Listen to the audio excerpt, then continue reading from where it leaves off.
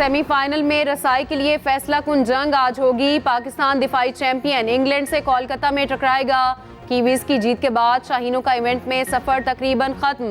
Green shirts को English team को 287 run से जेर करना होगा। पाकिस्तान ने 300 रन का हदफ दिया तो इंग्लैंड को 13 रन पर ढेर करना होगा। इंग्लिश टीम पहले खेली तो पाकिस्तान को हदफ 2.4 ओवर्स में हासिल करना होगा।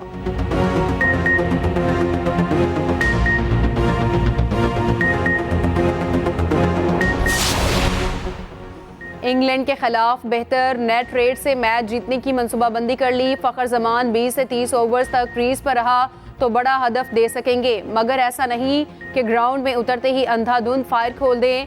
कप्तान बाबर आजम की कोलकाता में न्यूज़ कॉन्फ्रेंस, कहा कप्तानी का फैसला पाकिस्तान क्रिकेट बोर्ड करेगा। पूरी तवज्जो आखिरी मैच में अच्छी परफॉर्मेंस पर है। कोई मशवरा देना चाहे तो मेरा नंबर सबके पास है।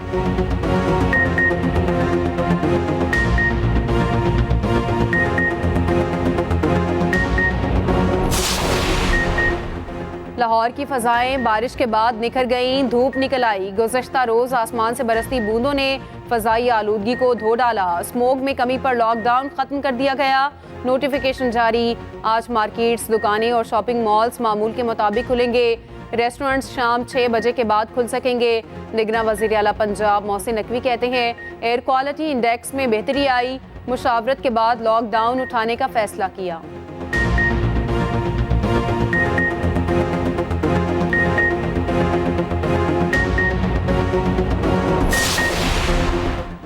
इसराइल ने गजा के स्कूलों और अस्पतालों पर भी बम बरसा दिए। अलबराक स्कूल पर फजाई हमला, 50 से ज़ायद फ़लस्तीनी शहीद। फ़लस्तीनी शोहदा की तादाद 11,200 से तजावुज़ कर गई। शोहदा में 4,500 से ज़ायद बच्चे भी शामिल। अल-कुद्स, अल-शिफा, अल-ओदा, अल-नसर चिल्ड्रन अस्पताल के करीब भी शदीद बमबारी। अल-शिफा अस्पताल के कंपाउंड पर 24 घंटे में 5 बार बमबारी की गई। सिहोनी फोर्सेस ने 4 अस्पतालों का मुहासरा कर लिया। इसराइल ने 4 घंटे की जंगबंदी पर रजामंदी के बावजूद अमल दरामद ना किया। अक़वाम मुत्तहिदा के मुताबिक 1 माह के दौरान गजा में अक़वाम मुत्तहिदा के 100 अहलकार हलाक हो चुके हैं।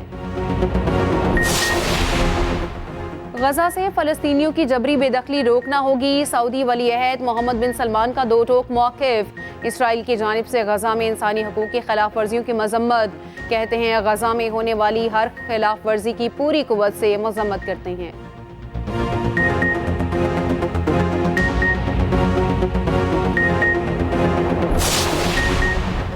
जब तुम्हारी नबी सल्लल्लाहु अलैहि वसल्लम से मुलाकात हो तो उम्मत की शिकायत करना, कहना हमारे टुकड़े होते रहे। आप सल्लल्लाहु अलैहि वसल्लम की उम्मत तमाशा देखती रही। गजा में फ़लस्तीनी बुजुर्ग की शहीद पोते पोतियों को तलकीन। बुजुर्ग फ़लस्तीनी पोते पोतियों की मैयत पर ज़ारों के तार रोता रहा।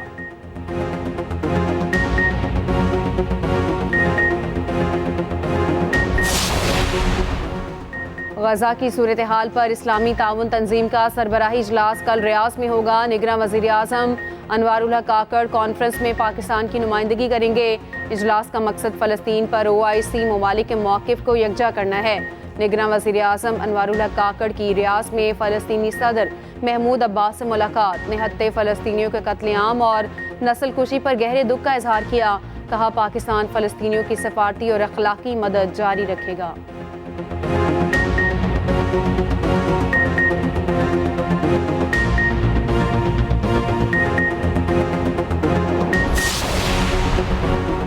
सिंध में पीपल्स पार्टी मुखालिफ इत्तेहाद बनाने की तैयारियां शुरू। मुस्लिम लीग नून का वफ्द आज कराची पहुंचेगा। लीगी वफ्द की क़यादत अयाज सादिक और ख्वाजा साद रफ़ीक करेंगे। वफ्द मुस्लिम लीग फंक्शनल के सरबराह पीर पगारा से मुलाकात करेगा। ज़राए के मुताबिक मुलाकात में सिंध में वसी तर इत्तेहाद बनाने पर गौर किया जाएगा।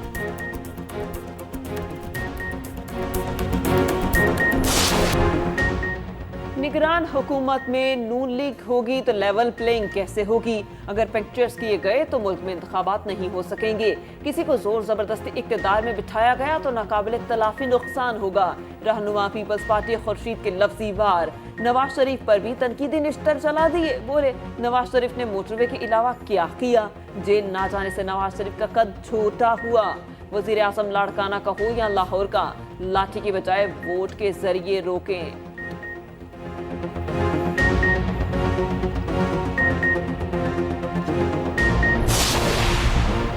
सदर नून लीग शहबाज शरीफ से लश्करी रईसानी और दीगर रहनुमाओं की मुलाकात। शहबाज शरीफ की लश्करी रईसानी को नून लीग में शमूलियत की दावत। लश्करी रईसानी ने कहा, दोस्तों से मुशावरत के बाद अपने फैसले से आगाह करूंगा।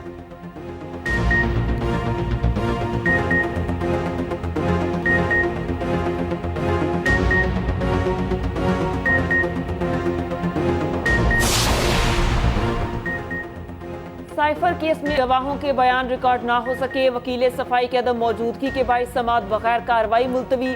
अदालत ने दोनों मुलजिमों की फैमिली से 5-5 अफराद को समाअत सुनने की इजाज़त दी। शाह महमूद कुरैशी की अहलिया और बेटी ने पहली बार ऑफिशियल सीक्रेट एक्ट अदालत की कार्रवाई देखी। आइंदा समाअत पर चेयरमैन PTI की अहले खाना का कमरा अदालत में आने का इम्कान। अदालत ने 14 नवंबर को इस्तगासा के 3 गवाहों को तलब कर लिया।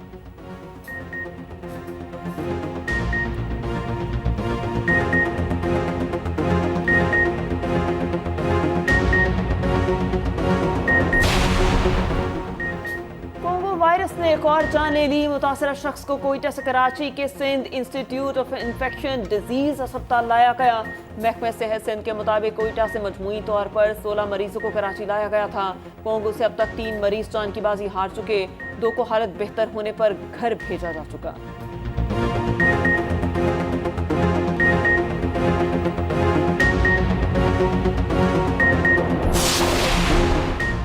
मनी लॉन्ड्रिंग रोकने के लिए इकदामात नाकाफी करार। IMF का सख्त पॉलिसी बनाने का मुतालबा। मशकूक ट्रांजैक्शंस पर सजाएं मजीद सख्त करने की तजवीज़। दिसंबर तक मनी लॉन्ड्रिंग रोकने के इकदामात सख्त करने की हिदायत। IMF से FBR और स्टेट बैंक के हुकाम के मुज़ाकरात। FBR ने sales tax, income tax, customs और एक्साइज की मुकम्मल तफसीलात दे दी। IMF ने कहा, मनी लॉन्ड्रिंग के खात्मे के लिए FBR की इस्तेदाद बढ़ाई जाए, इन्फोर्समेंट के निज़ाम को भी सख्त किया जाए। आइंदा बजट में मशकूक ट्रांजैक्शंस के लिए मजीद सख्त सजाएं मंजूर कराई जाएं।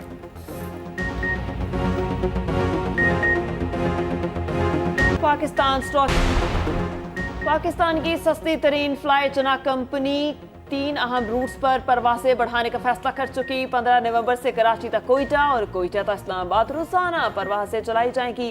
कराची और लाहौर के दरमियान भी रोजाना 3 परवासें उड़ान भरेंगी।